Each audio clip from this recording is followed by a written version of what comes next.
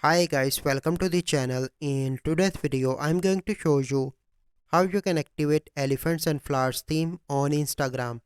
So the first step you simply need to do is to open Play Store and search for the Instagram.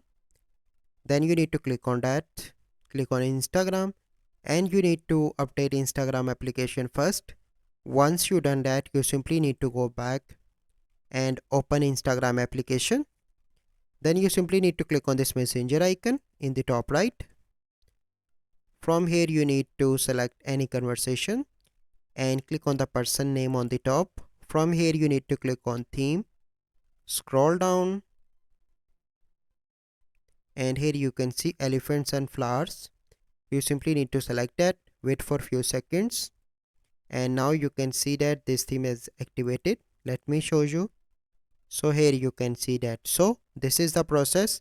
I hope you find this video helpful. If you find this video helpful, must like this video, subscribe to our YouTube channel for future videos. We'll see you in the next video. Thank you. Have a good day.